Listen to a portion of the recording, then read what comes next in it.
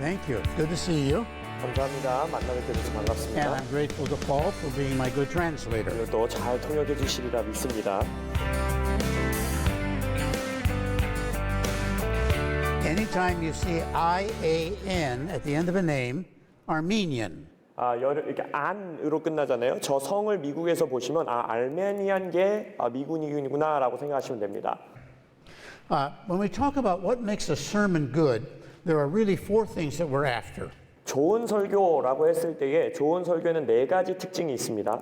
If your sermon is going to be a biblical sermon, the first thing is it must be true to the biblical text. 성경적인 설교, 좋은 설교가 되기 위해서는 첫 번째 성경 본문에 정확한 설교여야 합니다. You must represent what the biblical author is saying, his concepts, his flow of thought.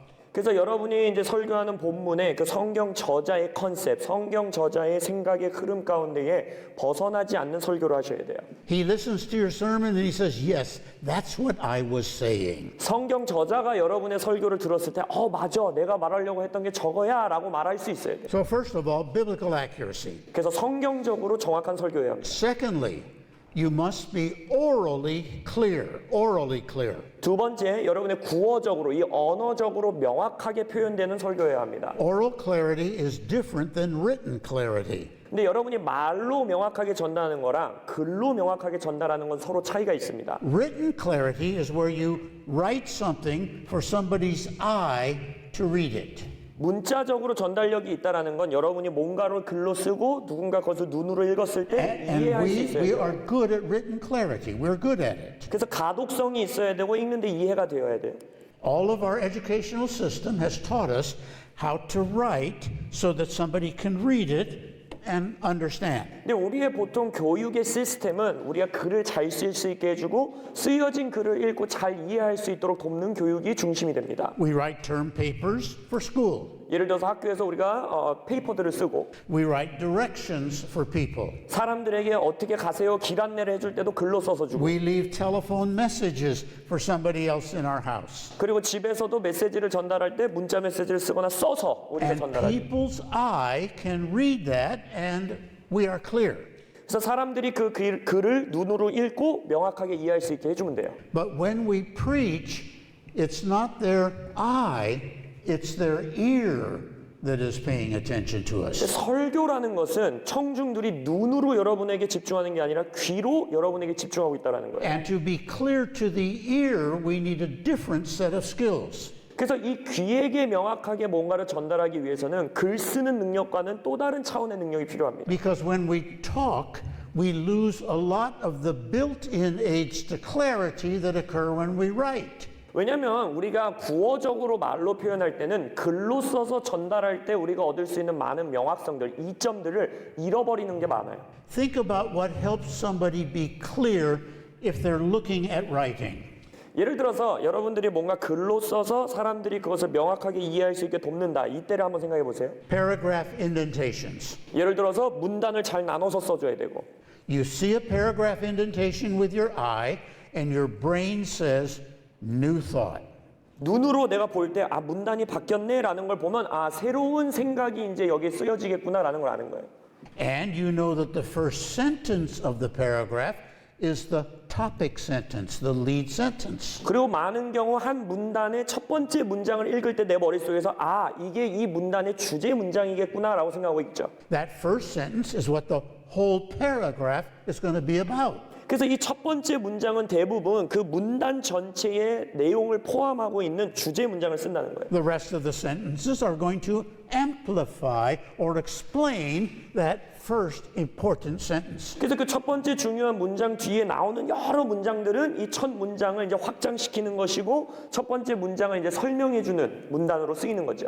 That's when your eye is reading writing. 그게 바로 여러분들이 글로 써져 있는 글을 읽을 때 머릿속에서 일어나는 일이에요. When the ear is listening, it doesn't hear a paragraph indentation. 근데 귀로 설교를 들을 때는 문단이 바뀌네 이걸 알아차릴 수 없어요. You've lost that built-in aid to clarity. 그래서 명확하게 글을 전달할 때 얻을 수 있는 이점을 우리는 이미 귀로 들을 때는 잃어버린다는 거예요. The ear doesn't know what a topic lead sentence is. All the ear hears is 87 sentences in a row. 귀로 들을 때는 어떤 게 주자 문장인지 어떤 게 문단이 바뀌는 문장인지 그냥 쭉쭉쭉 수십 개의 문장을 들을 뿐인 거예요. 모른다는 거죠. So we need a different skill for oral clarity. 그렇기 때문에 구어적으로 뭔가를 전달할 때 명확하게 전달할 수 있는 스킬들을 개발해야 합니다. Another built-in aid to written clarity is somebody can read it again. 글의 장점은 또 하나 뭐예요? 이후에 다시 읽을 수 있다는 거예요. We've all done that. 우리도 공부할 때 항상 그렇게 하죠.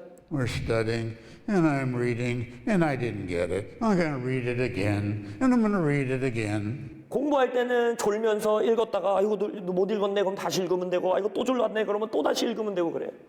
When you're talking, they don't say, stop, go over that again. 근데 설교할 때 갑자기 청중에서 목사님 잠깐만요. 아까 말했던 말 다시 말해주세요. 이러는 분 없죠. So there are lots of built-in aids to clarity. If we're going to be orally clear, we need a different set of skills. 그래서 우리가 말로 설교를 전달할 때에는 글로 전달할 때와는 또 다른 스킬들을 개발해야 된다는 거예요. Third, you must be interesting. 세 번째는요. 설교가 흥미로워야 돼요. People should stay awake. 사람들이 여러분 설교를 들으면서 졸지 않아야 돼요. They should not. 성도들이 이렇게 되면 안 돼요. Fourth, and this is the one we're going to talk about a little bit right now. 자, 네 번째 특징 오늘 바로 주제입니다. You must connect the biblical truth to contemporary experiences. 성경적인 진리를 현대 사회의 경험에 연결시킬 줄 알아야 합니다. You must say, here's what it looks like in your life. Here's how you will face it. 그러니까 설교를 성경을 설명하면서 이런 식의 설교가 돼야 돼요. 자, 여러분들의 삶에 적용되는 건 이런 모습입니다. 여러분의 삶에서는 이 성경적 진리가 이런 모습으로 적용됩니다. 돼야 돼요. Here are the kinds of situations you will find yourself in where God's truth will help you in this situation. 자, 성도님들이 이런 상황에 처하실 수 있죠. 그럼 성경 속에 하나님의 이 진리가 여러분들의 상황을 이렇게 도울 수 있습니다. 라는 설교. Okay, our goal in preaching is not simply to give biblical information. 자, 첫 번째 포인트 보실 수 있듯이 우리의 설교의 목적은 그냥 성경적인 지식이나 정보를 사람들에게 전달하는 것이 아닙니다. That can seem interesting, but what does it have to do with my life? 성경 지식 좋네요. 흥미롭네요. 근데 내 삶과 그게 무슨 관련이 있지요? 이렇게 된다는 거예요. For example, 예를 들어서 you're going to teach Genesis 12. 창세기 12장을 설교한다고 생각해 봅시다. God says to Abraham, leave your country, leave your family, leave your kindred, and come to a land that I'm going to show you. 하나님께서 아브라함에게 너의 친족 본토 아비 땅을 떠나라. 그곳을 떠나서 내가 너에게 보여줄 땅으로 오라. He doesn't tell Abraham what that land is going to be. I'll show you when you get there. 아브라함에게 어디로 어느 땅으로 데려가는지 말해주시지 않죠. 내가 그냥 보여줄게 하십니다. And so Abraham, he's in the Tigris-Euphrates Valley, the ancient Sumerian culture. 그래서 아브라함은 본인이 있었던 티베리아 강의 고대 수마리아 그 문화권을 이제 떠나는 거예요. He heads up the valley between those two rivers, and he eventually goes across the Fertile Crescent, and he comes down into Palestine. 그래서 결국 어떻게 합니까? 북쪽으로 이동을 해서 결과적으로는 팔레스타인 지역의 땅으로 하나님께서 아브라함을 인도해 가시는 거예요. You say, why did he go big circle? Why didn't he just go straight across? 이렇게 설명할 수 있죠. 왜 아브라함이 바로 직진했으면 됐는데 하나님이 굳이 이렇게 반원을 그리면서 아브라함을 인도했을까? Because that's desert. You just don't go that way. 왜냐하면 그 직진으로 가는 길은 광야이기 때문에 사막이기 때문에 보통 그렇게 여행하지 않아요. He comes down into the land of Palestine, and he builds altars as he goes through the land. 그리고 팔레스타인 지역으로 와서는 땅의 여정을 가면서 계속해서 하나님께 제단을 쌓아요. There, I just taught you Genesis 12. 자, 창세기 12장 모든 정보를 전달드렸습니다. And you say, so what? 그럼 여러분들이 이렇게 대답하겠죠? 그래서 어쩌라고요? Why do I care what happened to a man who lived 4,000 years ago? 4,000년 전에 살았던 저 사람의 이야기가 나에게 도대체 무슨 의미가 있습니까? Why are we teaching about Abraham leaving Ur of the Chaldees? Why are we teaching it? 왜 아브라함이 본토 아비 친척 땅을 떠나서 여기까지 온 거 이걸 왜 가르치는 겁니까? Because God has come to some of the people in your audience and he's going to say the same thing to them. 우리가 왜 설교하는 거예요? 왜냐하면 우리의 청중들 가운데에 하나님이 아브라함에게 했던 것처럼 그들에게도 동일한 말씀을 주실 수 있다는 거예요. Leave what you are familiar with. Leave what you are comfortable with. Leave the people that you know and follow me without knowing where I'm going to take you. 너에게 익숙한 곳, 네가 잘 아는 사람들, 이미 네가 편안하게 있는 곳을 떠나서 내가 보여주는 곳으로 인도해 가줄 테니까 나를 따라와 라는 말씀을 주실 수 있다는 거예요. How would that show up in the lives of your people? 여러분들의 교회의 성도님들의 인생에 어떻게 그러한 모습이 나타날 수 있을까요? How would it show up to a young wife?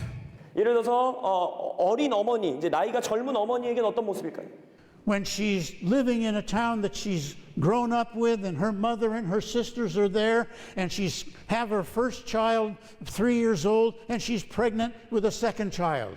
어떤 자매님이 자기의 그냥 한 도시에서 나고 자라서 엄마랑 내 동생들이랑 다 같이 살다가 3살짜리 있는 아이가 옆에 있는데 내가 두 번째 아이를 임신한 젊은 여성이에요. 그 여성에게 이게 도대체 무슨 의미라는 거예요? And her husband gets a job offer or gets a call to ministry in some other community. 예를 들어서 이제 남편이 이제 사역의 부르심을 받아 아니면 다른 도시에 있는 직장을 얻게 돼서 이제 이동해야 되는 순간이 있을 수 있다는 거예요. And she says, I don't know anybody there. 근데 이 젊은 자매는 그러는 거예요. 나 그 도시에는 아는 사람이 한 명도 없는데. Who will be my doctor?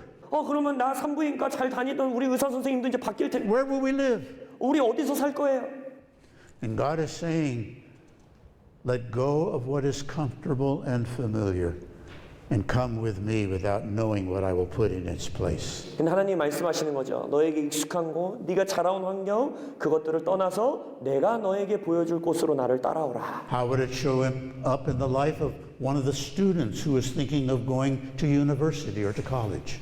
아니면 이제 대학을 가기 위해서 다른 도시에 있는 대학 아니면 유학 공부하러 가기 원하는 학생에게 말씀을 전하 생각해 보세요. Most young people want to go to school, college, maybe about an hour away from home. 대부분의 청년들은 대학생들은 집에서 약 1시간 정도 떨어진 거리에 있는 대학 거기를 가고 싶어하는 마음이 있죠. Far enough so that mom can't come over every day. 엄마가 매일 넘어오기에 적당히 먼 거리, 그럴 수 없는 거리로 가고 싶어요. But close enough so that I can come home on weekends. 그러나 주말에는 편하게 집에 와서 엄마 밥 먹을 수 있는 그 정도 거리, 딱 그 거리. You want me to go to school in Argentina? 근데 Australia? 호주에 있는, 남미에 있는 대학을 가라고요? God? 하나님? Let go of what's comfortable and familiar. 너에게 익숙하고 편안한 것을 떠나라. Follow me. That's why we're teaching Abraham. 나를 따라오라. 이것 때문에 우리가 아브라함 이야기를 가르치는 거예요. Our goal is not simply to give our people biblical knowledge. Our goal is to give them how that knowledge connects to actual experiences of their life. 그래서 다시 한번 말씀드리는 건 우리는 성경의 지식이나 정보를 전달하기 위해 설교하는 것이 아니라 그 성경의 진리가 그들의 매일의 삶의 경험에 어떻게 연결될 수 있는가, 이것이 우리의 설교의 목적입니다. The knowledge by itself, hey, it can be interesting. 지식, 정보 이것만으로도 굉장히 큰 흥미가 있을 수 있어요. And that's because most people like to learn new things. 왜냐하면 대부분의 사람들은 뭔가 내가 모르는 새로운 것을 배운다라는 것에 대한 기쁨을 누리기도 합니다. In America, I work a crossword puzzle. I do Sudoku. 미국에서는 수두쿠라고 하는 이 퍼즐, 신문에 많이 나오는 퍼즐, 숫자 퍼즐하는 걸 제가 좋아해요. I get through with the crossword puzzle, and most of the time I can fill it all out.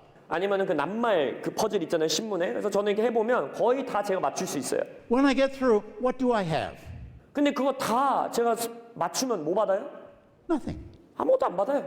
A lot of blank spaces with numbers or letters in them. 거기다가 그냥 글자 몇 개 쓰는 거고 숫자 몇 개 쓰는 거예요. And yet I feel like, 그럼에도 그거 다 채우면 내가 잘해냈다, 내가 다 맞췄다 이렇게 생각해요. knowledge, there's a pleasure to it. 그래서 이와 같이 지식 그 자체만으로도 우리에게 큰 기쁨을 줄 수 있다는 거예요. And so people will come to church and, oh, that's interesting, Pastor. I learned something today. 그래서 성도님들이 주일에 예배에 와서 여러분 설교를 들으면서 목사님 그거 흥미로운 지식이네요. 저 뭔가 새로운 거 배웠습니다. 이 정도로 만족할 수 있다는 거예요. But the Bible says if all they're getting is knowledge, they will soon be proud and arrogant about what they know. 근데 성경에서 뭐라고 하느냐, 만약 그들이 지식과 정보만 얻게 된다면 곧 빠른 시일 내에 그들은 자신이 알고 있는 지식과 정보 때문에 교만하게 된다는 거예요. On your notes, I've given you a couple of passages where the Bible says knowledge makes people proud. 그래서 여러분의 강의 안에 지식이 사람들을 교만케 하는 성경 구절들 몇 개를 여러분들 적어드렸습니다. Makes them arrogant. 사람들을 교만케 해요. Makes them look down on people they think don't know as much as they. 자기들만큼 성경 지식이 없는 사람을 깔보게 돼요. Knowledge is not our goal. It's the means to our goal. 지식은 우리의 목적이 아닙니다. 우리의 목표가 아니에요. 그것을 어떻게 적용하느냐 이것이 우리의 목표인 겁니다. Our goal in speaking is not knowledge, but godly behavior. 그래서 두 번째 포인트가 뭐냐? 우리의 목적은 지식을 전달하는 것이 아니라 경건한 행동, 경건한 삶으로 끌어가는 거예요.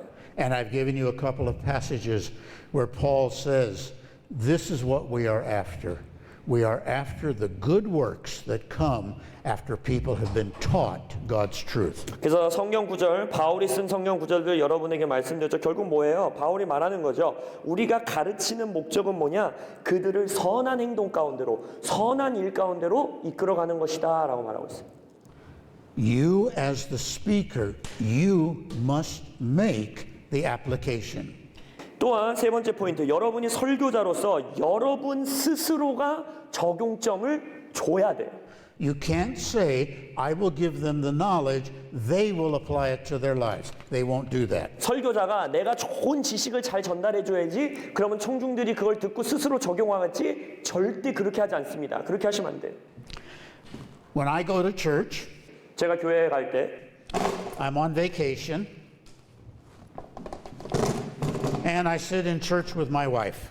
예를 들어서 제가 휴가에 갔어요. 그럼 휴가지에 있는 휴양지에 있는 교회에 제가 주일 예배 갑니다. I listen to a sermon. 그래서 설교를 들어요.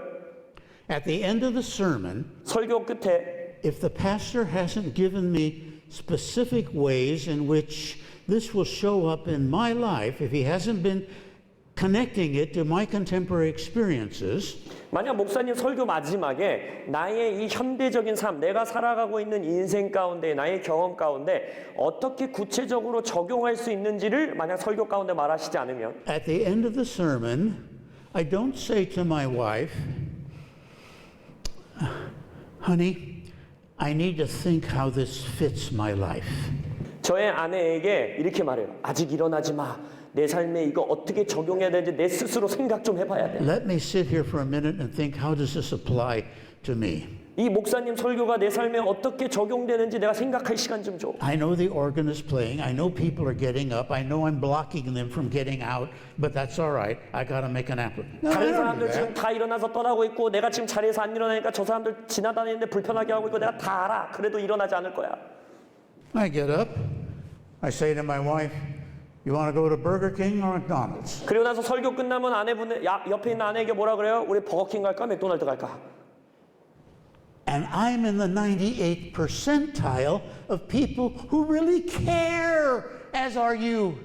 근데 저는요, 다른 성도님들은 대부분 그렇지 않지만 저는 여러분과 같이 설교를 너무너무 아끼고 알아들으려고 노력한 사람이잖아요. Of all the people, we are the ones who want to know how I can please God based on what He has just said to me. Where does it show up in my life, God, so that I can show you I follow you? Give me some pictures. Give me some examples. I want to know. 우리는 누구예요? 설교를 들으면서 내가 이 설교를 통해서 어떻게 하면 주님을 더 따라갈 수 있습니까? 어떻게 하면 주님을 위해서 살아갈 수 있습니까? 어떻게 적용할 수 있습니까? 내게 그 그림 좀 보여주십시오. 적용할 수 있게 해주십시오. 라고 말한다.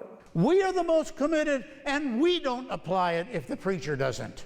근데 우리 같이 헌신되어 있는 사람들조차도 설교자가 그 적용점을 딱 주지 않는 이상 삶에 적용을 안 해버린다는 거예요. We get up and I say, you get the girls, I'll get the boys, I'll meet you at the car. 그런 설교 끝은 어떻게 됐는지 아세요? 빨리 애들 데리고 와, 애들 차에 태워, 우리 빨리 밥 먹으러 가자. 이러고 끝난다는 거예요. So the speaker must make the application. 설교자가 스스로 적용점을 주어야 합니다. If you at the end of your sermon say something like this, May the Spirit of God apply it to your lives. 만약 여러분들의 설교 후반부 결론에 가서 여러분이 성령님께서 여러분의 삶에 이 진리를 적용하게 하십시오라고 한다면 What you're really saying is, I haven't the vaguest idea of where it fits. Maybe you'll think of something. 여러분이 이렇게 말하는 거예요. 나도 이 설교 어떻게 적용할지 모르니까 모호하니까 알아서 적용하십시오. And they won't. 성도들은 그럼 적용 안 해요. So, we must answer the question, what does it look like in real life? 그래서 우리 스스로 이 질문에 답을 해줘야 돼요. 우리의 매일의 삶에서 이것이 어떤 How 모습인가? does it show up in the everyday experiences that I have? 우리의 매일매일 일상에서 얻는 경험들, 거기서 이 주제가, 이 내용이 어떻게 드러나는가? Relevancy or application occurs when the listener says, I see how it fits in my circumstances. 관련성, 적실성, 적용이라는 것은 청중이 내 삶에 이렇게 적용되겠구나, 이런 모습이겠구나, 난 보인다, 볼 수 있다 라고 말할 수 있어야 돼요. So, how do we develop the skill to add contemporary connections to our message? 그러면 이제 질문하는 거죠. 우리의 설교를 이런 일상의 삶, 현대의 삶에서 어떻게 연결시키고 적용할 수 있게 할 것인가? 그 스킬을 어떻게 세우는가? What can we do to increase relevancy in our preaching? 여기에서 이 제목과 같이 현장과의 관련성, 삶에서의 적용성을 어떻게 우리의 설교에서 증가시킬 것인가? A good place to start is to think, how would it show up in my life? 첫 번째 좋은 시작점은 이런 거일 수 있죠. 이 말씀이 내 삶에선 어떻게 드러났는가? Now, in all of these, we're not necessarily thinking of a real past event or something that I'm going through. We're thinking of what are realistic situations that do occur that we find ourselves in. 물론 우리의 과거에 진짜 있었던 일, 아니면 내가 지금 진짜 겪고 있는 일, 이것도 좋지만 그것뿐만이 아니라 정말 그냥 우리의 일상 삶에서 일어날 법한, 일어날 수 있는 상황들이 뭐가 있을까 고민해봐야 된다는 거예요. So maybe I start with thinking, how would it show up in my life? 그래서 첫 번째 질문은 내 삶에선 그게 어떻게 일어났지? 라고 질문하는 거예요. Well, let's take, for example, anger. 예를 들어서 분노라는 주제를 예시로 들어봅시다. Now, there are two kinds of anger in the Bible. 성경 안에는 두 가지 종류의 분노가 등장하죠. There is the anger of hatred, where I want to murder you. If I could wipe you off the face of the planet, I would. I hate you. 인간의 이 증오의 분노가 있어요. 내가 너를 죽일 수만 있으면 지금 당장 죽여버리고 싶다. 이런 분노. That's not the kind of anger your passage is talking about this week. 근데 이번 한 주 동안, 이번 주일에는 내가 그 증오에 대해서, 분노에 대해서는 설교하고 싶지 않아요. Your passage is talking about the second kind of anger, the anger of frustration. 이번 주 본문 말씀을 보니까 이거는 막 낙심과 이 짜증남의 그 분노, 이거를 말하고 있습니다. The anger of impatience. 예를 들어서 내가 인내심이 바닥나서 드러나는 분노. 이렇게 되는. Where would that show up in my life? 내 인생에서 그렇게 언제 어떻게 나타났지? Maybe when my child writes on the wall with crayons after he's been told 3 times not to. 예를 들어서 내 자녀에게 내가 너 벽에다가 색연필로 낙서하지 말을 3번이나 말했는데 4번째 벽에다 그렸습니다. Hey, what are you doing? 너 지금 뭐 하는 거야? Where else would it show up in my life? 아니면 또 내 인생에서 어떻게 드러났지? I'm typing on my computer. 컴퓨터에서 이제 막 타이핑을 하고 있는데 All of a sudden I get a notice on the screen. 갑자기 이제 화면에 이제 안내 메시지가 나타나요. Computer error. Some document may be lost. 컴퓨터에 에러가 나타나서 몇몇 문서가 상실되었습니다. 안 돼. 5 hours of work gone. 5시간이나 한 일이 다 날아갔어. Where else would this kind of anger show up in my life? 또 이런 종류의 분노가 내 삶에서 어디서 나타났는가? I'm standing in a line. 내가 이제 은행에서 이제 줄 서 있는데 There's another line in the bank. 옆에 라인이 하나 또 있는 거예요, 줄이. I'm about 4 people from the front. 자, 이제 내 앞에는 4명이 서 있어요. The person up in the front it's taking forever. What are you doing up there? 근데 저 맨 앞에 있는 사람이 아주 그냥 영원히 거기 있을 마냥 일을 하고 있는 거야. 너 지금 뭐 하는 거냐? Are you counting out 900 pennies? 뭐 10원짜리 900개 갖고 와서 바꿔달라는 거야. This line's not moving. 이 줄은 왜 이렇게 안 줄어드는 거야? That line's moving. I should have been in that line. Ah! 내 옆에 있는 줄은 계속 줄어드는데 내가 여기 있을 거라. All right. What does it look like in my life? 내 인생에선 이게 어떤 모습인가? Because whatever it looks like in my life probably looks the same in theirs. They have the same experiences. 왜냐면 내 인생에서 내가 경험한 것에 비슷한 것들을 아마도 청중들도 다 경험했을 거다. And they see it. They see it. 그러면 청중들이 그 말을 들을 때는 눈에 보인다는 거예요. 볼 수 있다라는 거예요. It shows up in real experiences. 일상에서 겪는 진짜 경험들이 탁 하고 나타난다는 거예요. After you've thought about what it might look like in my life, the next step is what might it look like in the different kinds of people I have that I'm speaking to? 그래서 첫 번째 포인트에서 말한 것처럼 내 삶에서 이게 어떻게 모습이었는가를 생각한 다음에 두 번째는 내가 설교를 전달하는 이 청중들의 삶에서는 이것이 어떤 모습일까 상상해 보는 거예요. Run through a mental grid of the different situations and circumstances and types of listeners that you have. 그래서 여러분들의 교회에 있는 성도님들, 청중들의 인생과 경험과 상황들을 한번 머릿속에서 생각해보고 상상해보는 거예요. You're talking to men, you're talking to women, you're talking to students. 예를 들어서 남성들도 있고 여성들도 있고 학생들도 있고 You're talking to married people, you're talking to single people. 결혼한 부부들도 있고 지금 싱글 청년들도 있고 How would your biblical truth show up in somebody's work? 예를 들어서 여러분이 지금 설교로 전달하는 성경의 진리들이 일터에서 다른 사람들의 일터에서는 어떤 모습으로 나타나는가? In their job, in their career. 그들의 직업, 그들의 커리어에서. Now, right away, that large category of work can be broken down into smaller subunits. 그리고 일터라는 큰 카테고리는 또 여러 가지 작은 단계의 그룹으로 나눌 수 있죠. For some people, their work is I own the business. 몇몇 사람들에게는 자신이 사장님이에요. 자신이 사업을 운영하는 사람들이 있어요. 개인 사업자들. I'm the boss. 내가 보스예요. Most of the people that you're talking to, they probably work for someone else. 근데 대부분의 청중들은 직장 안에서 다른 사람을 위해서, 다른 상사를 위해서 일하기도 하죠. Now, right away, both of these subcategories can be broken down into even lesser categories. 그러면 요 이제 두 가지의 작은 그룹으로 나눴는데 요 그룹 하나조차도 또 더 많은 작은 그룹들로 나눠질 수 있다는 거예요. Somebody can be the boss of a mom and pop grocery store. 예를 들어서 어떤 분은 그냥 일상 나이 많은 노인분들이 가는 슈퍼마켓을 운영하시는 분도 있을 거고. Or they can be the boss of a company that employs 300 people. 아니면은 직원을 한 300명 정도 두고 있는 이제 중형 기업의 회장인 분도 계실 거고. Some people who work for someone else, it could be they work within a large company and they are one of many people in a department and there are vice presidents above them. 그래서 직장에서 또 일하는 사람들도 생각해 보면 막 큰 대기업에서 일하는 사람도 있죠. 자기 부서에만 막 수십 명의 사람들이 있고 자기 위에는 여러 임원들이 막 머리 위에 있는 그런 직장을 다니는 사람도 있고.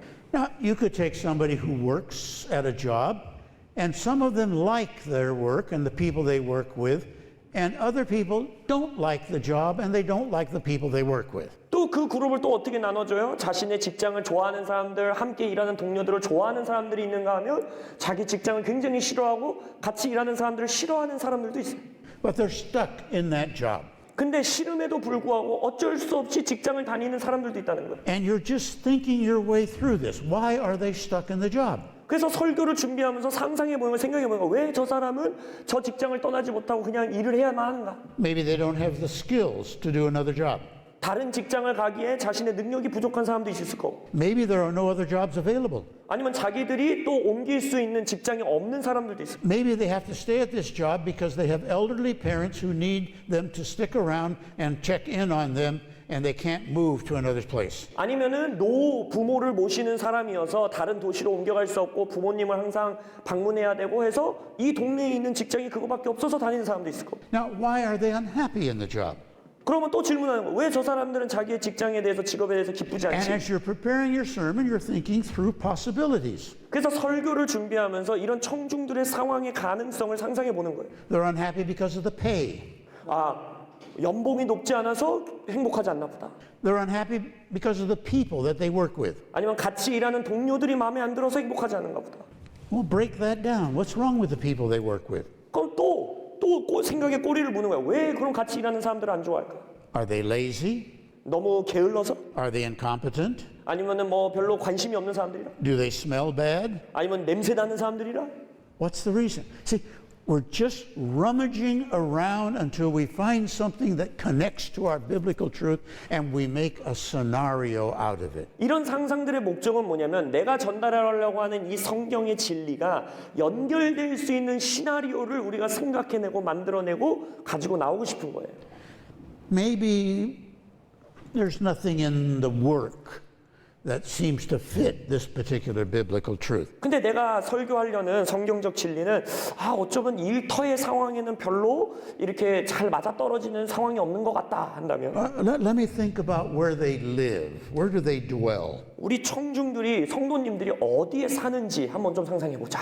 Now again, that large category of what is their living place like breaks down into subcategories. 그럼 사는 곳, 거주, 환경도 생각해 보면 여러 가지 하위 단계로 그룹들로 나눌 수 있어요. Some people own the home they live in. 어떤 사람들은 자기 자가 집을 소유하고 사는 분들도 계시고 Some of them, a lot of them, they rent.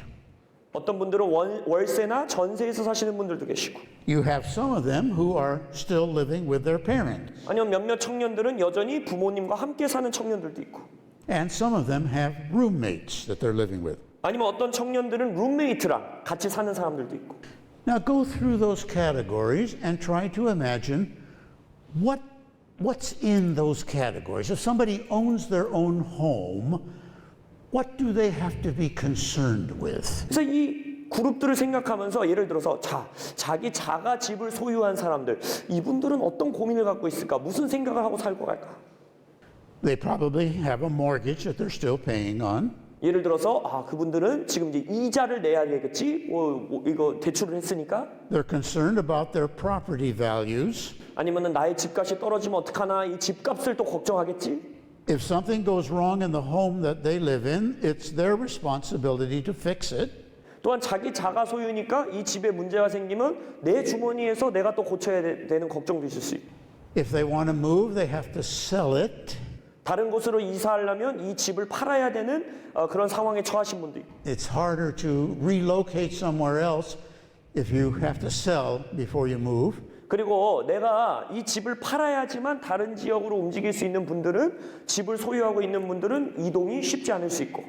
There may be a association, homeowners association, that governs what they can do in the neighborhood. 아니면 어떤 이제 미국에 그런 지역들이 있는데요. 이 집을 소유하면 거기에 이렇게 운영위원회들이 있어가지고 요 지역에 있는 집들은 이런 걸 할 수 있고 이런 거 못 한다 이런 규칙들이 있을 수도 있고.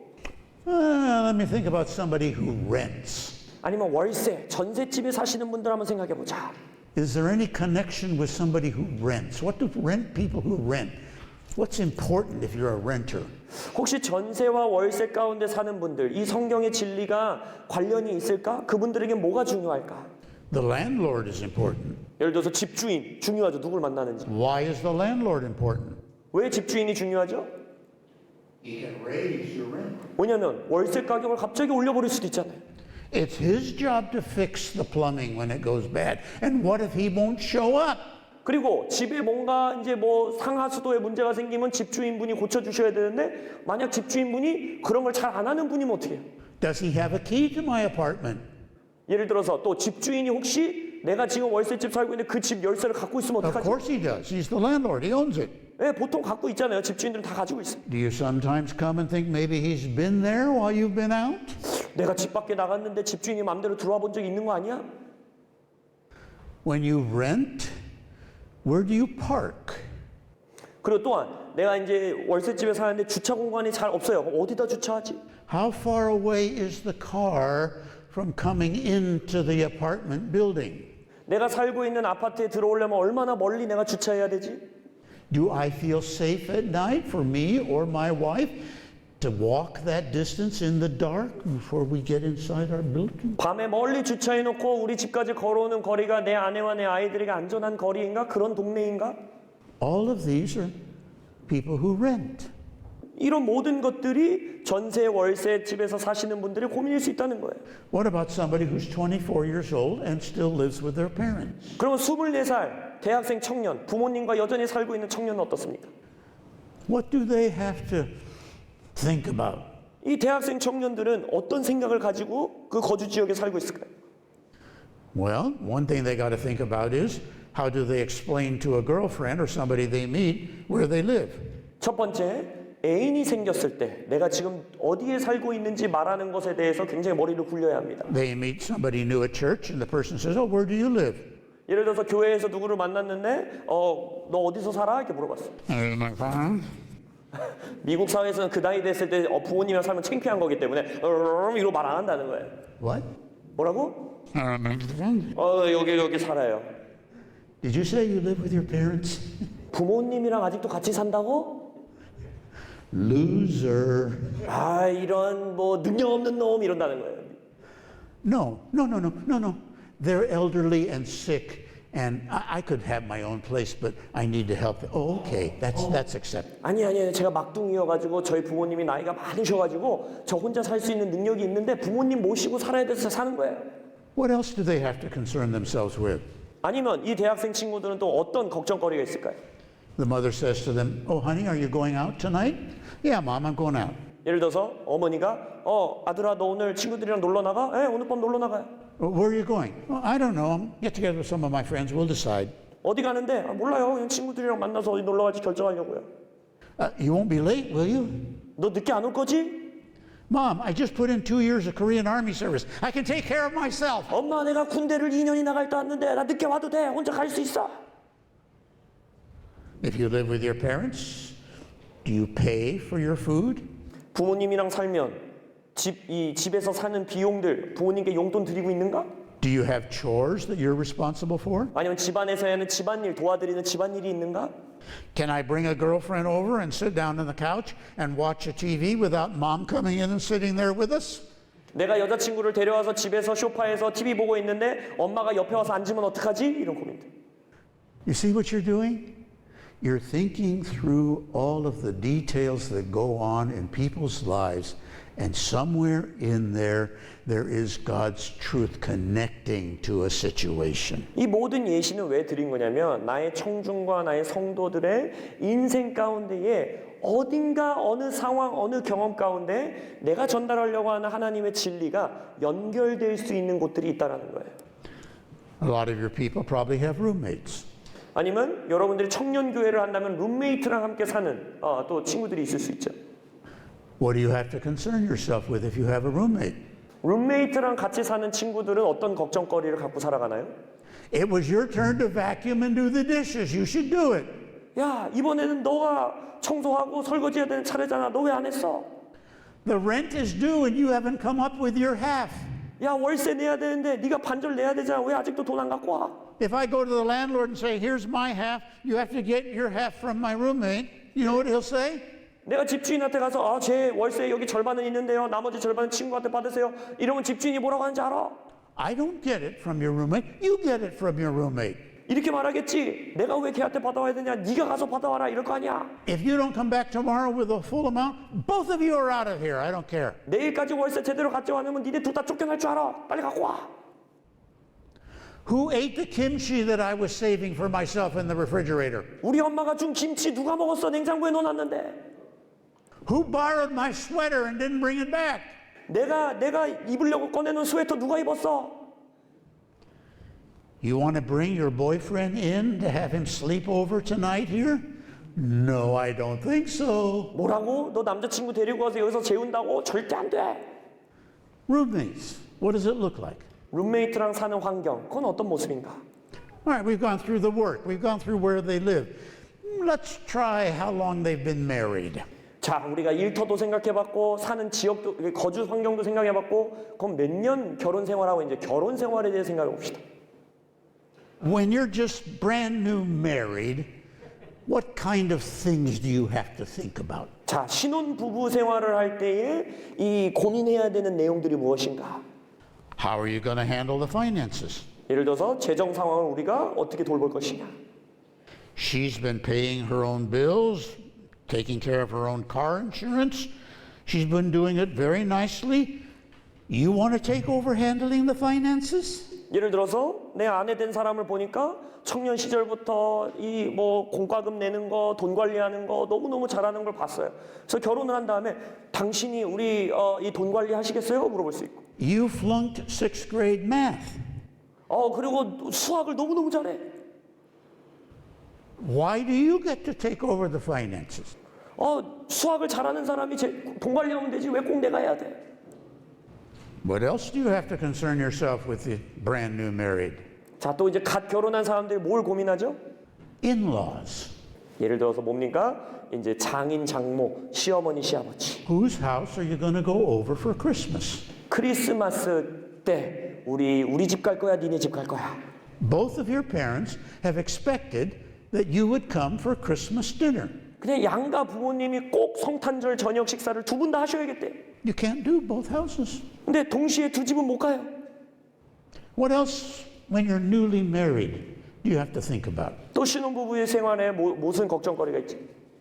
All of a sudden, new habits show up that you didn't know about this person before you married them. 예를 들어서 연애 기간에는 전혀 몰랐던 이상한 습관들이 터져 나오는 거예요. Well, let's go to somebody who's been married for 20 years. 아니면 한 결혼한 지 20년 된 우리 성도님들을 생각해 봅시다. What do they have to think about? 이분들은 무슨 생각을 가지고 결혼 생활을 해나가고 있을까요? Empty nest? 예를 들어서 공허함? Coming to the conclusion I'm never going to reach the spot in my career where I thought I would? 아니면 내가 커리어 인생 가운데 내가 이쯤은 지금쯤이면 도달했겠지라고 생각했었는데 평생 가도 난 거기 못 가겠구나 라는 생각? Health issues show up? 아니면 건강 문제들이 이제 드러나고? What about somebody who's been married 50 years? 아니면 결혼한 지 50년 된 성도님들은 어떨까요? All of a sudden facing the fact that one of you is going to die pretty soon. 곧 나의 배우자가 돌아가실지도 몰라요. 죽을지도 몰라요. 그런 걱정. And it's not just the death of your spouse, all of your friends are dying. 근데 나의 배우자뿐만 아니라 내 주변의 친구들이 막 이제 돌아가시기 시작하는. And all of the people that have been important in your life, you're alone. 나의 인생에 중요한 의미가 있었던 분들이 이제 다 없어지고 나 홀로 남은 듯한 그런 상황. Who's going to take care of you if you become sick in your old age? 내가 나이가 들어서 노년에 내가 아프면 누가 날 돌봐줄까? Let's take a very practical illustration and see how it fits different demographics. Let's take persecution for righteousness' sake. 자, 그럼 이제 구체적인 예를 한번 해봅시다. 의를 위하여 박해받는 것, 이 성경의 진리가 이분들에게 어떻게 적용될 수 있는지 봅시다.